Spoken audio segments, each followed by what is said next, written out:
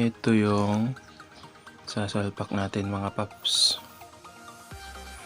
Ito yung digital RPM.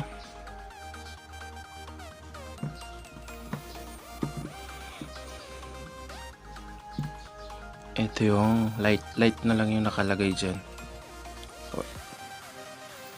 Ito siya. Ito yung wire nung light natin. Inayos ko na yung wirings niya mga paps. Ito yung digital RPM. Then ito yung wire niya. Ito yung yellow papuntang CDI. Yan yung yellow. Green, body ground, positive. Yan yung positive. Yan yung voltmeter natin mga paps. Pinag-isa ko na siya. Ito na siya. Positive at negative line lang siya. Sinama ko dun sa RPM natin. Parehas lang din naman silang nakadirect sa battery kaya pinag-isa ko na yung bat.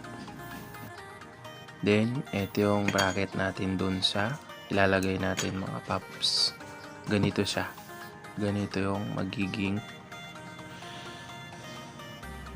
position niya.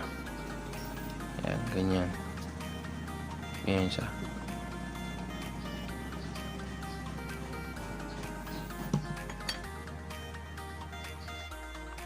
Then, kumuha ko ng isang wire para matest natin yung positive. Para matest natin yung voltmeter at saka yung RPM kung gumagana.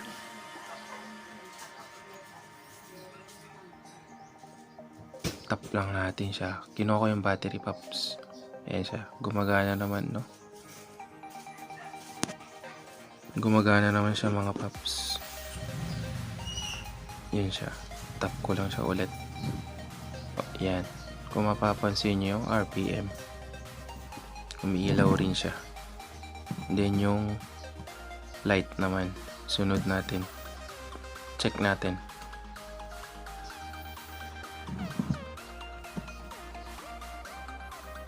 Yung red mga paps, yung red na wire, positive yun. Tapos yung green, negative. Ayun, umiilaw yung voltmeter tsaka yung speedometer natin kung makikita nyo mga paps. Ayan, kulay pula. Dikit ko lang siya. Kulay pula siya mga paps. Yan siya, no?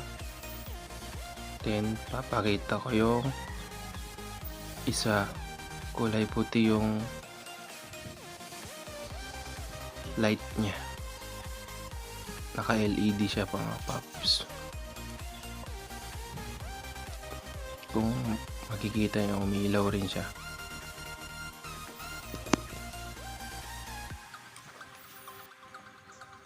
Then, dito ko siya ilalagay mga paps. Dito sa manubela, dun sa isang bolt nung lalagyan ng manubela natin. Iipit ko siya. Ito yung bracket. Then, dito ko siya ilalagay.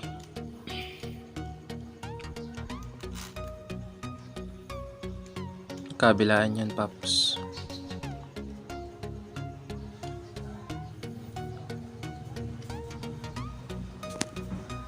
Ito yung isang bracket. Ilalagay rin natin dun siya sa kabila. Tapos, kung mapapansin nyo mga paps, tinanggal ko na yung dating lalagyan ng speedometer natin, yung stock. Ginrain ko siya noon. Kaya papakita ko lang kung paano ko nailagay rin itong speedometer ko at saka yung mga RPM at saka voltmeter. Ito na siya mga paps. Nakatap siya dyan. Nakalagay siya. Ito yung itsura niya. Ito yung bracket. Diyan natin ilalagay. Ayan, ilalagay ko na siya mga paps.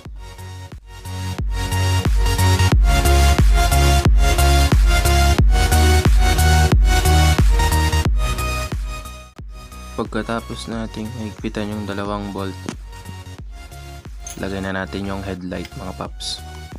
Natin siya tatap yung mga wire. Iayos ko muna yung headlight niya mga paps para hindi tayo maguluhan sa wirings.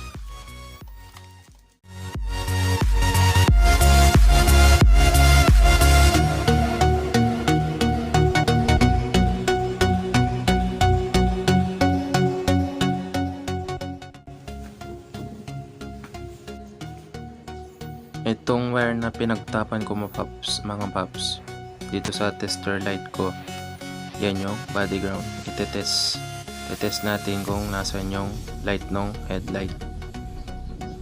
Yan siya mga paps.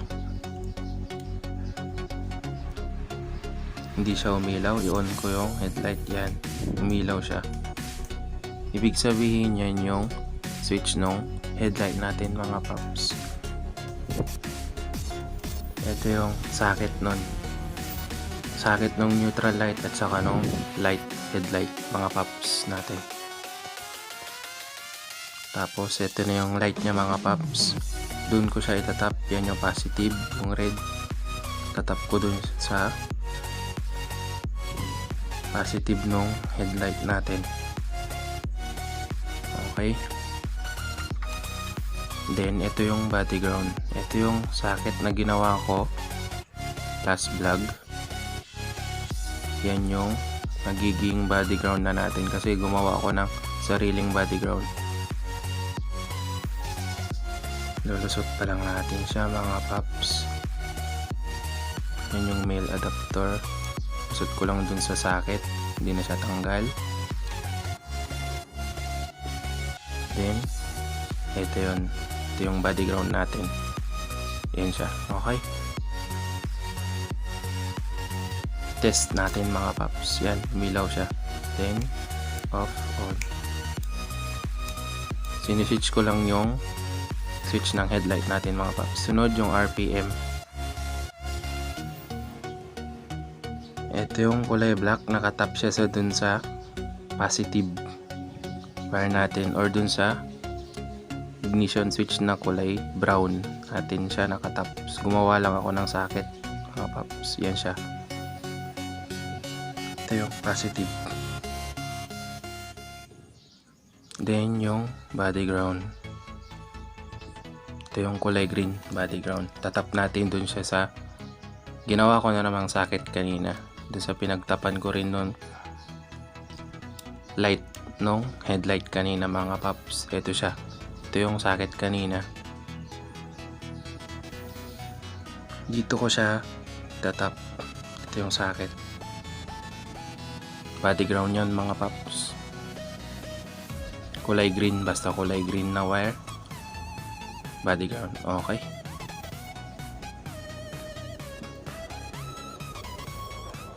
Lagyan ko lang siya ng electrical tape mga paps para safe.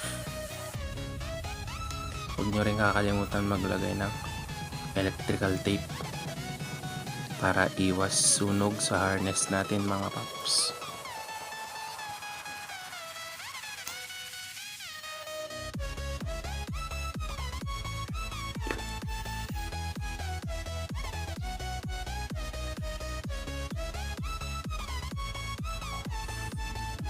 Then, kailangan natin ng mahabang wire. Itong kulay yellow.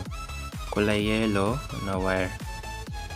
Papunta dun sa CDI natin or itatap natin dun sa ignition coil natin mga paps.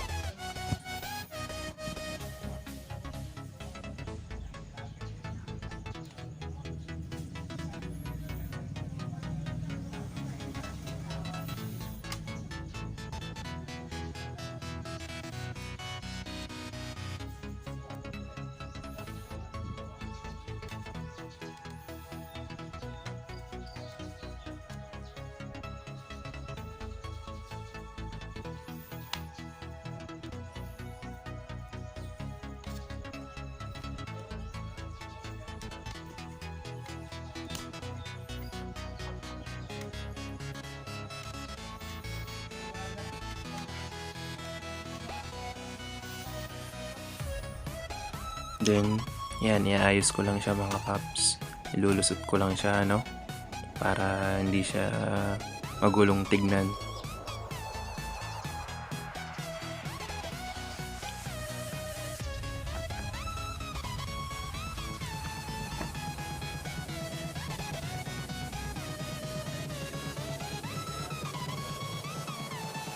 Daan ng harness natin dito sa baba mga paps, para hindi siya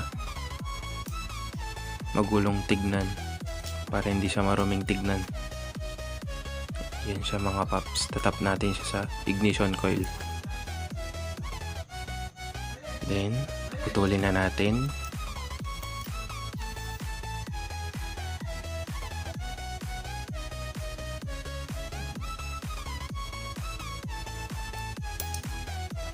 Yan na yung wire natin mga paps. Tatap natin siya dito sa kulay itim ng ignition coil. Yung kulay itim na kasi ito yung galing sa CDI natin mga paps. Yan yung nagbibigay kuryente dun sa ignition coil natin. Dito natin siya itataps. Itataps. Ha! Diyan natin siya itatap mga paps. Ganyan lang siya. Okay.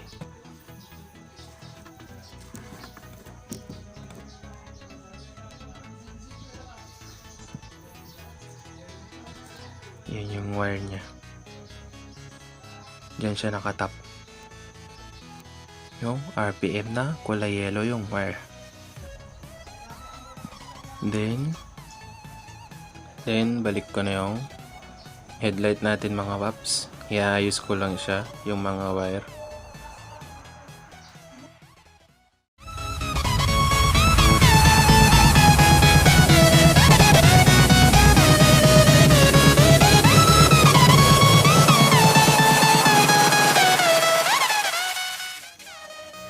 Test na natin siya mga paps.